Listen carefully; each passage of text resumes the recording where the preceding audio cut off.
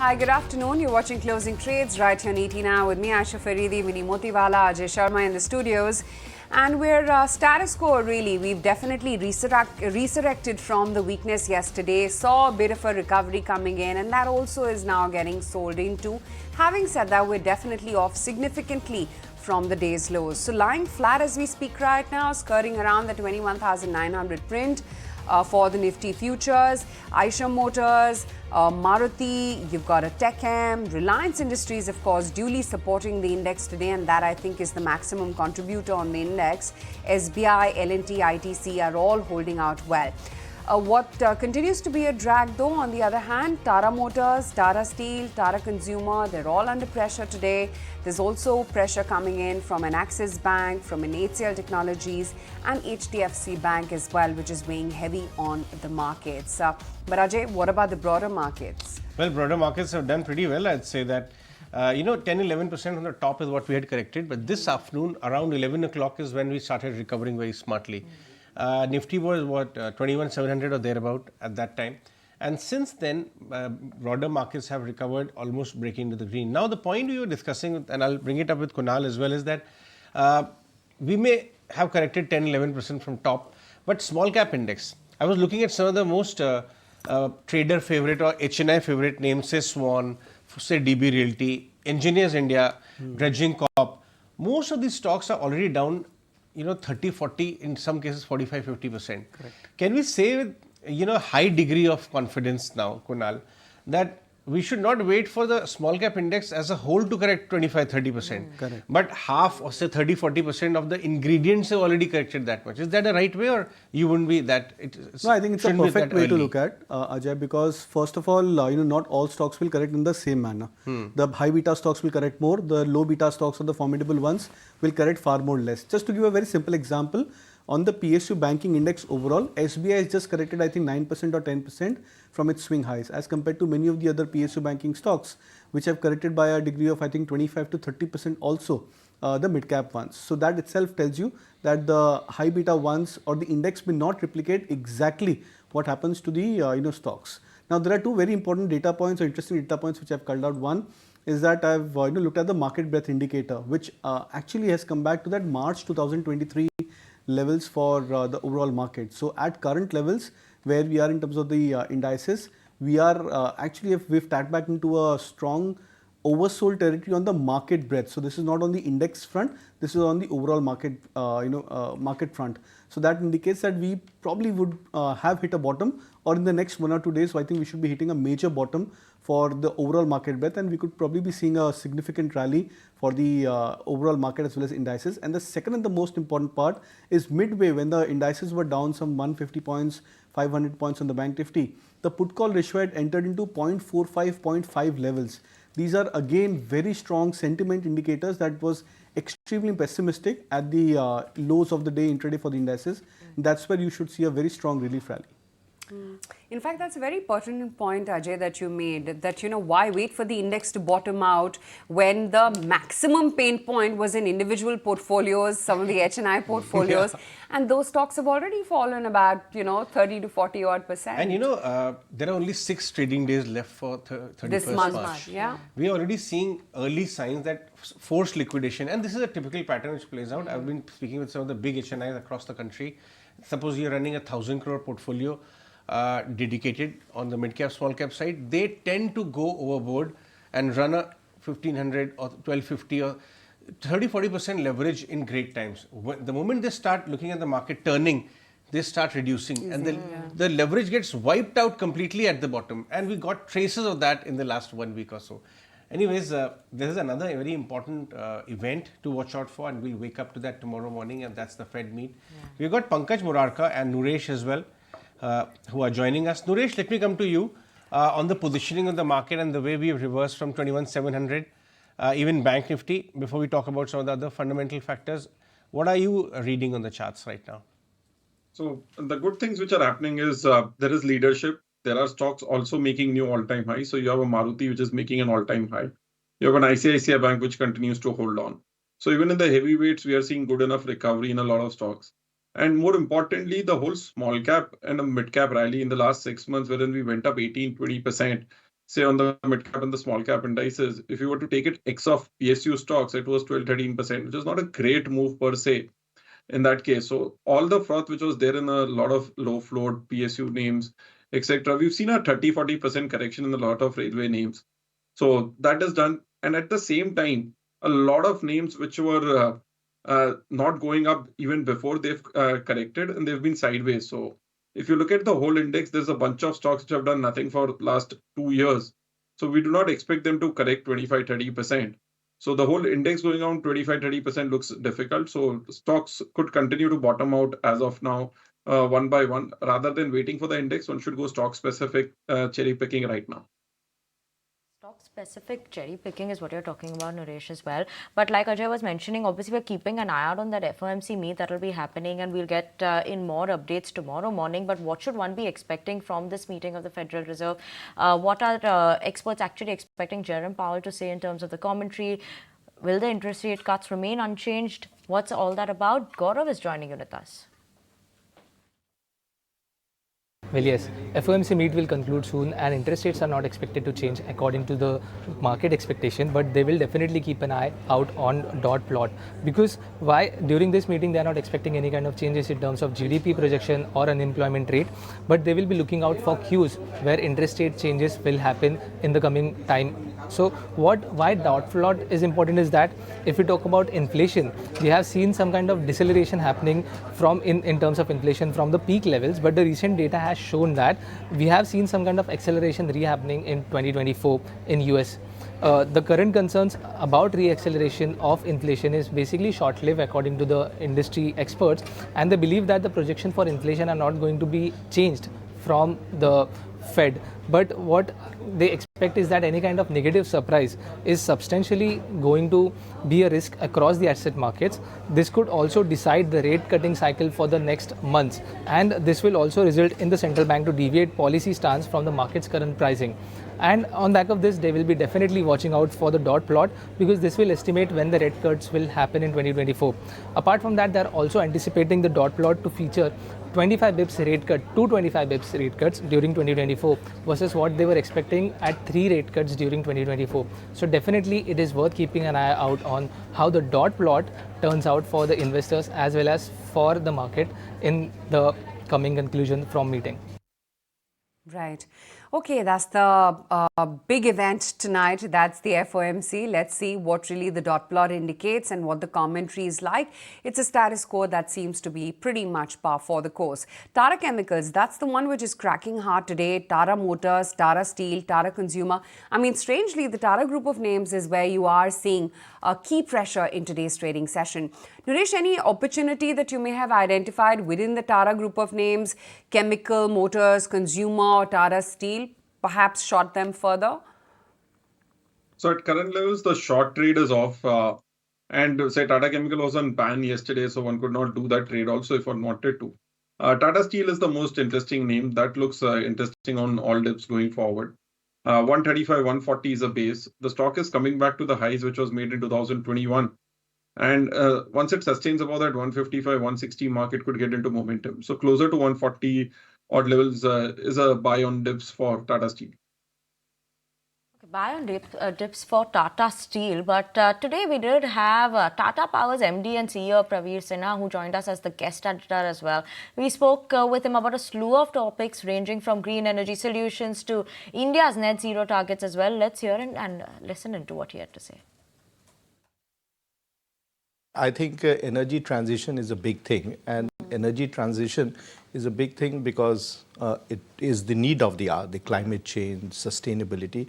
All this requires that we move away from the earlier way we used to produce power to the new way that we can produce power. And the first thing that we need to do is how do we move towards clean energy? But having said that, we need to find good solutions, because clean energy cannot be intermittent clean energy. Most of the time we have seen clean energy is for the solar is for a few hours or the wind is for a few hours. It's not there right through the year. So how do we make it more reliable? And for that, I think the transition has to be that we need to get to storage, whether it is the chemical storage or electrochemical or mechanical storage in terms of pumped hydro. So I think there is a necessity to make it 24/7, and some of the research globally that is happening, some of the work that is happening globally, which we are trying to implement over here, we are very confident that by end of this decade we'll have very, very attractive solution, and this will become a reality that we will have 24/7 clean energy solutions. The Saubhagya scheme of the government, where the government has reached out to every villages, and virtually I would say that most of the villages, if not 100, at least 97-98% of our villages have supply of power. At least the residential supply of power is there, and that has led to increase. Secondly, the middle class, which used to have very few air conditioners or electrical gadgets, that has increased a lot. So the consumption in various houses, whether it is in urban areas or semi-urban areas, which used to be something like, I would say, people would have 1 or 2 ACs. Now everyone has. Similarly, the number of electrical gadgets have gone up tremendously. And of course, the number of people who have come into the middle class is very, very high. The third thing is that the industrial capacity utilization has gone up. So I think this 9% growth is there to stay, and I definitely hope that it will be. In fact, last year it was double digit. This year is in about 8.5 to 9%, and I won't be surprised if we have double digit growth. If you see the structure of the market, 65% is motorcycles, yes. 35% is scooter. Where are all the players coming into? Scooters. Not motorcycles. Not because they just like scooter. It's because the current technology, the BOM cost, the battery, is only amenable for scooters. The moment you put on a motorcycle, you will have 2x, 3x cost and increased weight. So the whole technology has to change. So right now we are talking scooters. EV penetration in scooters. So remember, ICE is 65% and then 35%. And it's within the scooter that we are talking about. And again, India is the story of many Indias. You will have pockets of preferences because finally customer has to decide. So I think like we have put in, like others have put in, and for scooters, actually we are under indexed in our ICE portfolio because we only have around 8 to 10% market share in scooters. So actually more EV in scooter is accretive for Hero. So in a sense, it's a game that suits us where there's more EV. Of course, environment friendly, that's a key thing which goes, but from a portfolio which you're asking perspective, it's actually accretive because we are not the leader in scooters. And our teams have already started working on the motorcycles, EV as well. Although the current technology, it will not be affordable. So therefore, we started working on the performance motorcycles. We've collaborated with Zero. We signed up a collaboration agreement. And that should also, in next couple of years, 2-3 years, we'll see the motorcycle coming on ground. So we started working on all of those. But I think to write off ICE would probably be, I wouldn't say lack of understanding. I would say it requires more understanding of the two-wheeler market.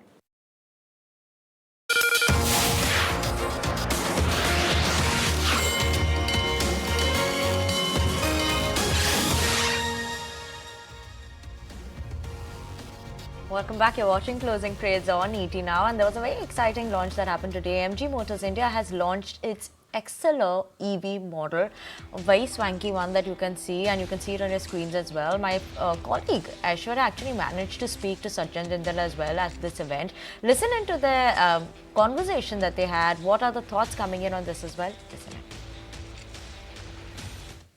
Opportunity that we are having with MG. JSW and MG actually, they bring a lot of synergies together. MG is already an established brand. It's a 100-year-old brand and already established in India. We are very passionate about cars, so we want to bring in the new energy vehicle. MG has a lot of technology already they have, and JSW can bring the manufacturing excellence in the country. So therefore, together we can really do an excellent job and can grow much faster than individually that we would have done. Right. So we speak of JSW's legacy, it's been steel, and your passion has been to make cars, as you mentioned earlier. Apart from just the EVs being manufactured in the country, what are the other avenues that we're looking at through this partnership? No, so EVs and all the new energy vehicles we will be manufacturing, and in this joint venture we will be focusing on the passenger vehicle primarily. So could there be a possibility of hydrogen vehicles as well? Well, the technology is available, but it's still, I think, early days, and hydrogen vehicles will come up eventually, but whether it will come immediately, I'm not sure. And maybe I'm more excited about the battery technology, which is now solid-state batteries are coming in next couple of years. We will see solid-state battery, and the battery cars would probably do 1,000 kilometers in one single charge. So there. Well, one of the key statements made by Sajjan Jindal stating that it's a Maruti-like moment for So what he India. essentially means is that September onwards they are planning regular launches, almost a launch every month of that kind of a run rate. And they want to, right now the issue is that there are only certain models. So he wants to, completely bombard the market with a lot of, that's why he meant Maruti model. But it'll all be in the unlisted part, till now so far. So that's something to watch out for. But at least the cars are getting sexier as far as the EV market is concerned. Pankaj Murarka is here. Pankaj, you have our channel out there. Did you check out this new car from Sajjan Jindal? Not yet, Ajay. Maybe I need to do it sometime. Okay. You're not much of a EV follower, is it? Okay. How are you playing this, energy transition / EV or some other part of the renewables in your portfolio? So, Ajay, we find reasonably good opportunities in that whole EV transition or clean energy space within the listed space. Currently, if you look at the automobile sector, the penetration of EVs in passenger cars in India is very small. It's just about less than 2% of the overall market. So, for example, we have a holding in Tata Motors, and they dominate the EV space in passenger vehicle segment. But apart from that, there are bigger opportunities in auto ancillaries. A lot of Indian auto ancillaries are supplying to global EV makers, and they have a meaningful part of their business coming from global EV makers. So we own some of these auto ancillary companies which are riding on global EV wave or theme in that sense.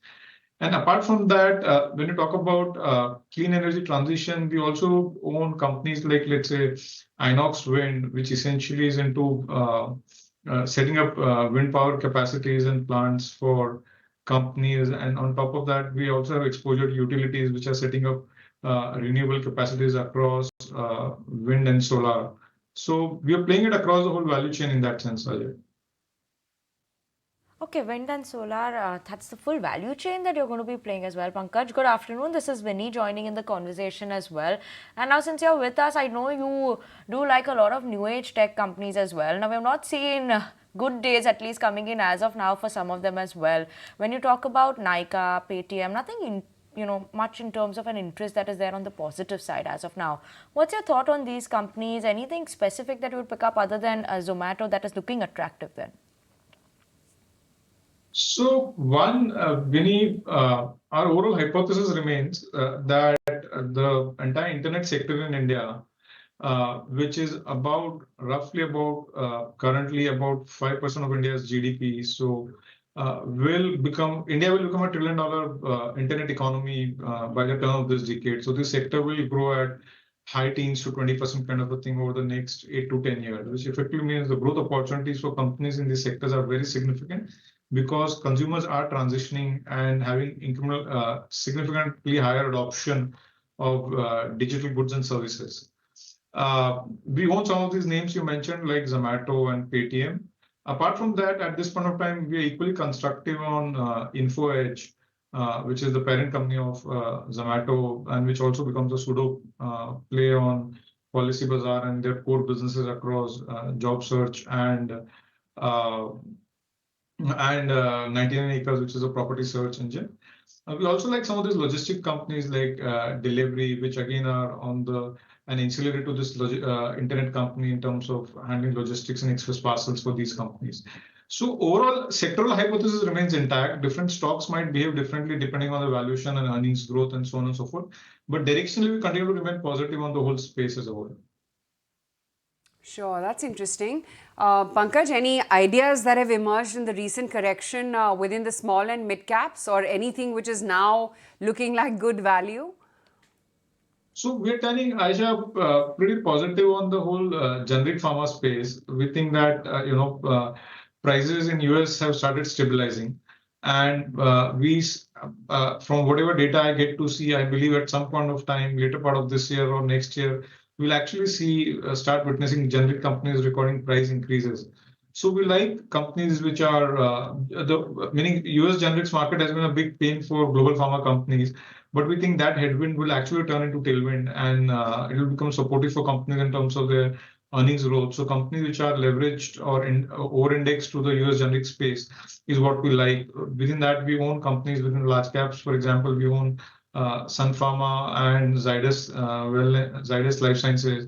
We own amongst the mid caps companies like Alembic and Ipca.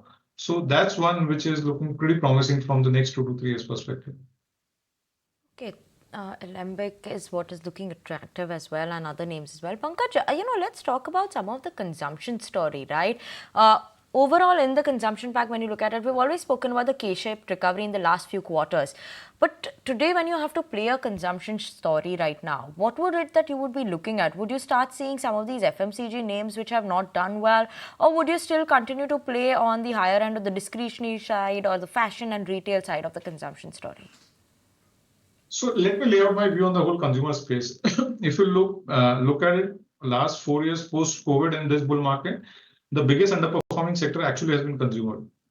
My view is consumer as a sector might have cyclical upswings, but the sector will underperform during the course of this decade, because this decade, India's recovery or growth recovery is led by investment cycle. So investments are leading the growth, and consumption will underperform. And on top of that, obviously, the slowdown in the consumption has got accentuated in the last 12 months because of one, poor monsoon, secondly, impact of higher inflation hurting income levels of rural consumers. And also, there was some degree of over-shopping or overbuying, which the consumers had done post the unlocks that happened post-COVID. So combination of three, we've had a very serious slowdown in consumer over the last 12 months. In fact, my conversation with companies and people on the ground or companies on the ground and dealers and distributors still give us a feelers that things have still not picked up significantly on consumer side. We're hoping that probably if we have probably the base case assumption for us is that we'll have a normal monsoon this year, and we should see some cyclical recovery in the consumer sector in the second half of the year. Having said that, we are very clear from a portfolio and investing perspective that we don't want to own any of the staple companies in the consumer side. If at all we want to play consumers, we want to play just consumer discretionary. And that could be across manufacturers and some retail companies or apparel companies which we own in our portfolio. So our bias is clearly towards consumer discretionary, because when consumer spending comes back, we think we want to play the consumers who are migrating from lower income to higher income. So, and we want to capture the higher wallet share. Consumer discretionary companies are the companies which will capture the incremental spending of consumers. So, for example, last 12 months has been about services, hotels and tourism. So likewise, we think as and when there's a revival in consumer, we want to capture the incremental wallet share of consumers. So we would like to play consumer through consumer discretionary. We don't find growth or valuations attractive in consumer staples. So we've just stayed away from that, and we'll continue to do that.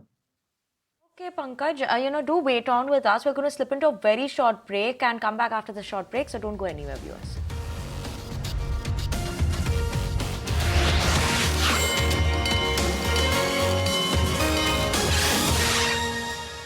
Yeah, it's a debate whether it is 5 to 6 or whether it is 2 to 3.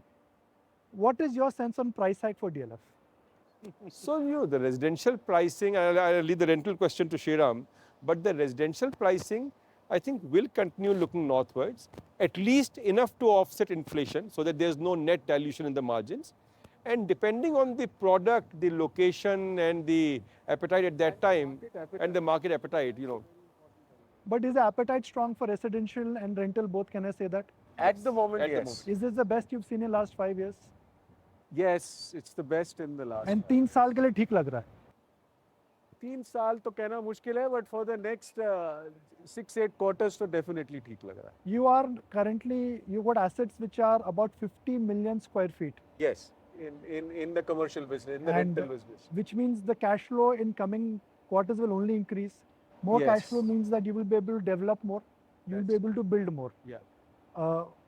How will this equation change now next 3 years for you? So what it is very clear that if you see our balance sheet and our profit and loss for the last few years, after meeting the debt obligations, we and the dividend that is to be given to the two shareholders, the rest of the money goes into growth assets. And we have been investing in the ballpark of 12 to 1500 crores in growth. In the next 3 years, we plan to take it up to 1800 to 2200 crores. So we will continue to invest in growth over the next 3 years.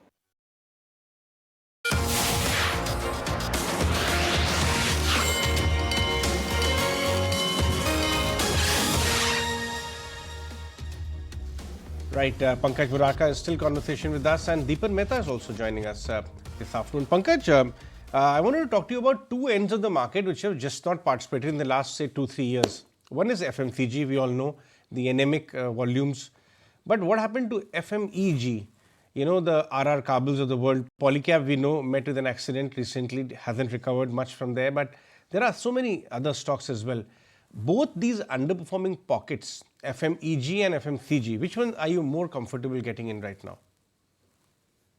So, Ajay, if you look at durables, consumer durables, it's the same story out there. There's a sharp slowdown across the board, across the spectrum in all segments of consumers. And the slowdown is much sharper in goods versus services. Consumer services are doing well. Consumers are opting to more of services than buying of goods. And as I said, partly it's impacted because of inflation hurting their consumption levels. And secondly, probably there's been overstocking or overbuying, which has been done in 2021 and 22 after the unlocks. Consumers are going more after experiences, which is what I'm seeing in all the anecdotal evidences, where they want to take more holidays. So travel companies are doing well, let's say airlines. Hotels are doing pretty well because consumers are traveling more, and so on and so forth. There's some part of this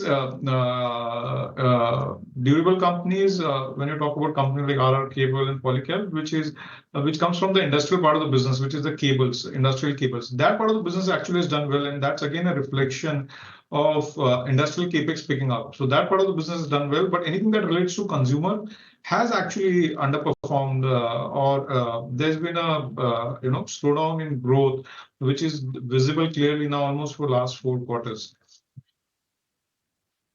Deepan Mehta is also here with us. Deepan, have you been buying in the last 1 week or so? Have you added on to some positions or looked carefully, or not much activity really? Yeah, good afternoon. Thank you for having me on your show. No, I think that our view remains very cautious at this point of time. And we are in a wait and watch kind of a scenario. And I do feel that stock prices need to correct significantly before we can start to look at buying. Overall, I think the structure of the market has certainly weakened.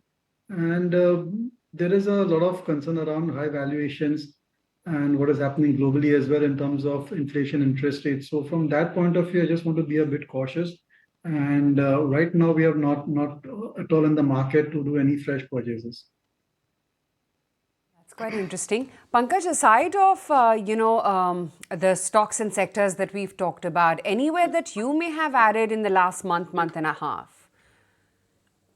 So 2 things then. One, clearly on every dip you want to buy into industrials. I think India's investment cycle will only gain further strength and momentum with every year gone by, because so far investments have been largely driven by public investments or government investments.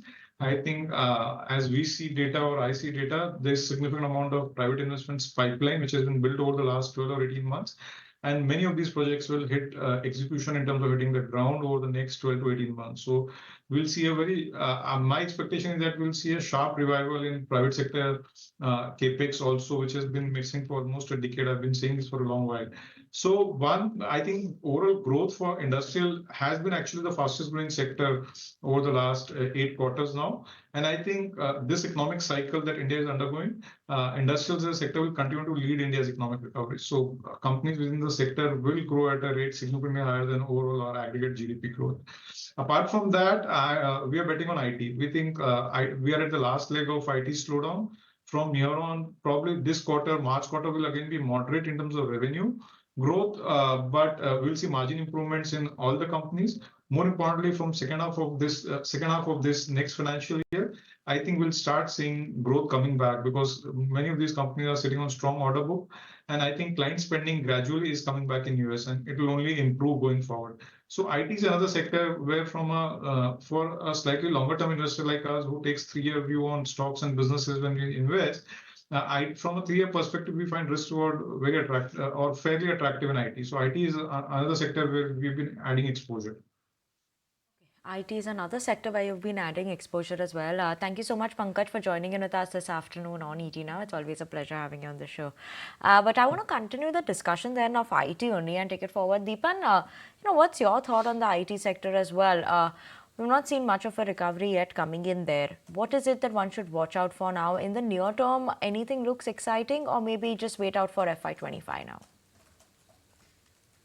I think that IT eventually will start to do much better than the rest of the market. To an extent, I think it's under-owned, and maybe they have got a problem for next 2-3 quarters, maximum a year before IT spending comes back strongly.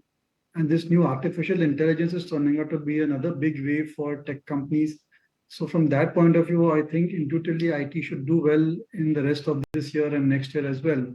But I'm just waiting for the right triggers. And the right triggers will come when the companies announce their quarterly results, maybe for March quarter or June quarter, I can't say. And managements are far more optimistic. And we actually see a progress in terms of billing from a lot of the large contracts that IT companies have won over the last 2 years or so. One big difference about the slowdown in IT tech spending and IT industry per se is this time around, the order book position is very strong. New engagements are growing, just that it's not translated to billing. And once that starts, I think you will see the growth rate surprising you. But right now, I think given the risk return profile, the fact that billings haven't started for a large number of new contracts, I just want to wait and watch and hold on to our positive view. And at the appropriate time, I think when we are sure that the volumes are now going to start picking up, that may be a good entry point. There are 2 engineering stocks. Since we are talking so much about engineering, I want to discuss with Nuresh. Nuresh, one is Anup Engineering, which seem to have made a move in the last 2-3 days, and a very similar business model stock, but which hasn't moved a whole lot, and that is ISJEC. Can you compare the charts? Look at that, 12%. This stock has gone up in the last 1 week, when mid caps on average and small caps got massacred in the last 1 week. So it's moved against the trend, and ISJEC as well. Can you check the charts and tell us which one looks stronger? So there has been a couple of announcements in Anup Engineering. One is a bonus, and there was another this thing. The stock has broken out into new all-time highs, clearly showing strength, good volumes as such. But given the news move in the last 3 sessions, would wait for say any fade off towards 3,000, 3,100. That could be some bit of an opportunity. ISJEC heavy on the other hand has corrected recently from 1150 all the way down to 800, 835, which is where it broke out from. So at current levels, ISJEC looks interesting because it's gone through a consolidation phase of 2 years from 2021 to 23, gave a breakout and has come down to a retest price point. So at 800, 830, this looks interesting, could eventually go back to 1150 levels. 1 week chart for you, 5.5% of a downtick is what you've seen for ISJEC heavy engineering. But let's get a sense of what the volume action has been in the market so far, and what are the stocks which are getting most traded either on the upside or the downside. Ansh is here with that list. Ansh? Yes, so Maruti will be the first stock in focus for today's session. As you can see, the stock has given a good breakout from its cup and handle chart pattern, along with good volume of over 2 times its average trading volume of last 20 session. It has also registered biggest single session gain in over a month. In addition to that, it has also touched the 12,000 mark for the first time. Apart from this, Eicher Motors will also be in focus, as the stock has given a breakout from its falling wedge chart pattern with volume of over 5 times its average trading volume of last 10 sessions. It has also surpassed about 20, 50 and 100 DMA along with a good volume. Also here we are seeing that UBS has upgraded its rating from neutral to buy and also hiked the target price from 4,300 to 5,000. Lastly, Tata Chemicals will be in focus as the stock has actually given a breakdown from its 5-session consolidation pattern with good volume of over 20% as compared to its 20-session average. It has also slipped below 20 and 50 DMA levels. So keep an eye on the stocks. As we all know that the Startup Mahakumbh 2024 commenced at the Bharat Mandapam in New Delhi on March 18th, and today marks the final day of the largest event for the startup ecosystem, where the Prime Minister himself visited all the pavilions showcased at the event and interacted with various exhibitors as well. He also addressed the entrepreneurs and all stakeholders at the Startup Mahakumbh. He inspired, motivated everyone to work collectively towards making India the largest startup ecosystem in the world, while also emphasizing how we are becoming an innovation hub and are making a mark globally. अब हम भारत में innovation और startup culture का trend लगातार बढ़ता हुआ देख रहे हैं और इसलिए स्टार्टअप की दुनिया के आप सभी साथियों का इस महाकुंभ में होना बहुत मायने रखता है। यहाँ investors, incubators, academicians, researchers, industry members, यानी एक प्रकार से सच्चे अर्थ में ये महाकुंभ है। यहाँ यंग एंटरप्रेन्योर्स भी हैं और फ्यूचर एंटरप्रेन्योर्स भी हैं, और जैसे आप में जीनियस टैलेंट है, मेरे में भी ये है, और इसलिए मैं पहचान सकता हूं, उसमें फ्यूचर एंटरप्रेन्योर मुझे दिखते हैं, मैं देख सकता हूं।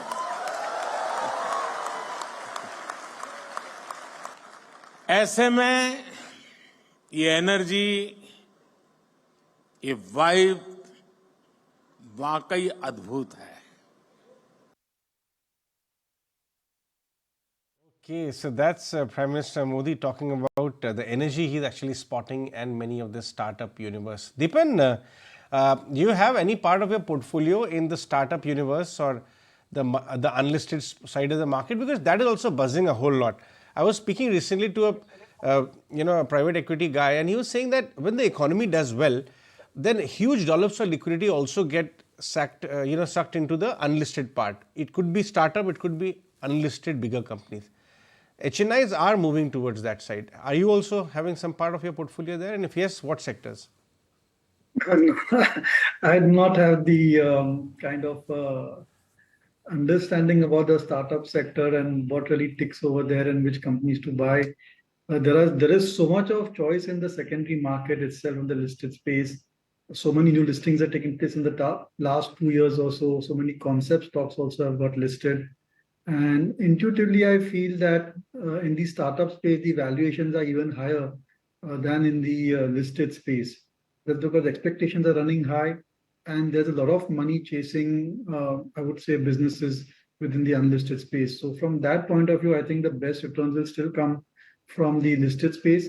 You could get lucky and have a 100-bagger in a startup space, but to do that, you need to invest in maybe a few hundred such startups to get the right one, and that's not something which is everybody's cup of tea. One of these venture capital kind of platforms which there are these days. So there's a case of basket buying. But I will get back to the private market.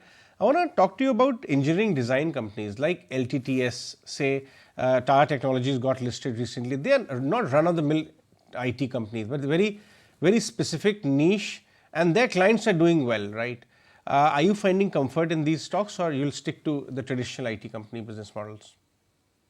You could add Tata Elxsi also to that list, and no doubt, I think I feel that given the present situation, these companies are in the right place at the right time, because especially when it comes to Tata Technologies and Tata Elxsi, they are very much focused on the automobile sector, where there's a huge, I would say, disruption taking place, a revolution is taking place. Electrification is the way forward, and that has been well established. And companies like Tata Technologies and Tata Elxsi are helping companies, go on the path of electrification. There are many products. They have got certain patents also over there. and they have good domain knowledge, which is why I think that even when there's an overall slowdown in spending, these companies should do well because a lot of the projects are multi-year projects and they are transformational projects for their customers. But some of this optimism and higher growth is priced into these stocks. The likes of Tata Tech, KPIT, and Tata Elxsi are trading at premium multiples as compared to other peer group companies, higher than the likes of TCS, Infosys, Wipro, HCL Tech as well. So although the growth rates are good, some of it has got priced in, and it's a sustainable business model. But to get a good return from these stocks, you need to buy them maybe 15, 20, 25% cheaper, which is possible if there is an overall correction in stock prices. Right. Okay. Kunal, I just want to talk to you about a couple of names today that we are seeing is Eicher Motors, Maruti from the Auto Pack. What are your thoughts in terms of anything that one could have value in the auto sector? Would it be these traditional auto names, or maybe would you look at an auto ancillary if one had to pick a bet on right now in the short? So I think traditional auto stocks are good enough. In fact, Maruti was one of the stocks which I'd recommended in the morning, because my expectation is that the stock is showing a very strong degree of outperformance. So, compare this with the other four-wheeler stocks, M&M, Tata Motors. These stocks are down somewhere around 10%, 12% from their 1 week, 2 week swing highs. And as compared to that, Maruti till yesterday was trading very close towards a 52-week high for itself. So that was a clear indication of an outperformance. Today's move also tries to classify that the stock is still absolutely strong in terms of the price momentum. So I think even at current levels of 11,900 plus, I think the near-term trend looks quite intact and positive. The likes of M&M, Tata Motors, etc., the other four-wheeler names, these stocks can show some signs of bottom formation from here on. But the only concern is that whether momentum would come back in a very same degree how the stocks had fallen down in the last 2 weeks. I think that could be something to watch out for. So as of now, would go with the stock which is already riding on high momentum, and that's Maruti. Okay, that's Maruti, the top pick. In fact, I think today itself, Maruti did hit that 12K per share price level as well, a new high for itself. But Tata Group stalwart Ratan Tata took to social media to share a series of pictures with the Assam Chief Minister Himanta Biswas Sharma. They met to discuss the upcoming Tata Semiconductor facility in Assam. He also said that manufacturing of semiconductors in Assam will put the state on the global map. Tatas, in collaboration with the government in Assam, have already set up several cancer care hospitals across the state as well. Okay, in the meantime, well, tomorrow morning, of course, we'll have the Fed outcome as well to react to. We'll also have the initial jobless claims. You'll have the BOE, that's the Bank of England rate decision as well, which is something that the street is going to be looking out for. But yes, considering that next week as well is a very, very truncated one. Remember, both Monday and Friday are trading holidays. So you've got only 3 trading sessions. And yes, Vinny's rejoicing for that. But that also means a very skewed series. You'll have expiry and everything bunched up in those 3 trading sessions. So Naresh, on the Nifty as well as the Bank Nifty, what chart reading do you have up until expiry? So as of now, the bias is positive. We are recovering from that 21,700, 800 mark. So till the time we don't break 21,600, it's a buy on dips market. And we've seen good recovery in the mid cap and the small cap space also. So the bias is positive. There could be a lot of volatility on 28th March because that would be the last day of the month as well as expiry. So NAV prop-ups or various things which could happen, rejects. But overall, the bias is positive. So it's a buy on dips for the Nifty as well as the Bank Nifty. Okay, surely keeping an eye out on those levels over there. Deepan, let's just talk about some of these private banks. Everyone keeps talking about HDFC Bank now. But, what are your thoughts on something like ICICI Bank, Axis Bank? You don't see those coming so many in terms of the names that come out there. Everyone only talks about HDFC Bank. Thoughts on this private banking space? So on the private banks and all of these companies which you named are, I would say, amongst the few pockets in the market which are trading below their historical valuation ratios, and that certainly gives an opportunity. It's just that to an extent they are overowned, and there is certain stress in the banking sector in terms of raising resources because of a tight money policy followed by the RBI. But I think that over a longer period of time, 2-3 years, these companies will be outperformers. I cannot understand that if you are positive on India story, how can you be negative on HDFC, Kotak Bank, ICICI Bank? Typically, banking sector does at least 30-40% higher growth rates than the average GDP growth rates. And these are companies, which have got the brand in place, their risk management systems, technological platforms, the human resources. A lot of the challenges they have faced, and they have conquered those challenges as well. They are well-managed companies. They have gone through a lot of turmoil in the past, but now have emerged stronger. So I would say that I'm very positive on the private sector banks. And even in a falling market, I expect these banks to outperform by falling a little less than the rest of the market. Deepan, we have seen how this entire hospitality space got re-rated in the last couple of years. Many of even the large caps have become multi-baggers, right? Like Taj Group Hotels, ITC of course is one small part. But and now we are looking at Sammy's of the world, Surendra Park Hotel IPOs coming, talking about aggressive room addition. What I want to understand is that one part of playing the travel bug, phenomena is via these hotel stocks. But why is VIP halved in trade in the last 6 to 8 months? I mean, that's the only listed company which is a pure play, travel and baggage company. Look at VIP in the last 1 year or so, 700 odd to 460. Is it a good business to get into, or have you looked at it? I like the story of VIP Industries, and it's a perfect play on premiumization. It's a great play on increasing the organized market, increasing their share from the unorganized market. And look at the way air travel and air passenger traffic is growing, and that certainly generates demand for soft luggage and quality luggage players like VIP. So it's a great story, and they have had their challenges in terms of earning volatility because of demand mismatch and raw material prices. But by and large, it's a well-managed company, a solid brand. And I've not really checked at what valuation it's trading at, but I think if it's a reasonable price earnings growth, I think it's a good story to invest in. And the most important company to buy in the travel space you've forgotten is Interglobe Aviation. And again, disclosure, we and our clients are invested in it. It's India's largest airline company with almost 60% market share. Okay, next couple of quarters will be soft because of grounding of planes, but we have massive capacity addition happening in FY25 and beyond. And it's a nice business now. There's a great deal of price discipline, and I think this company, in terms of valuation, is at a very attractive trading price. Okay, Interglobe Aviation, the top pick within that space. Deepan, always good to have you on the show. Thanks for taking the time out and chatting with us. Let's just see where we're closing in for the day. Off the day's lows, but off the day's highs as well. So closing in absolutely flat for the day. Let's get in some BTST trades as well going. Kunal, what's on your list? So I'll go with two buy calls. The first one is upon ITC. I would believe that the stock has formed a major bottom for itself on the short-term charts close to this 410 levels. So would suggest a buy with 430 as a target, stop loss at 405.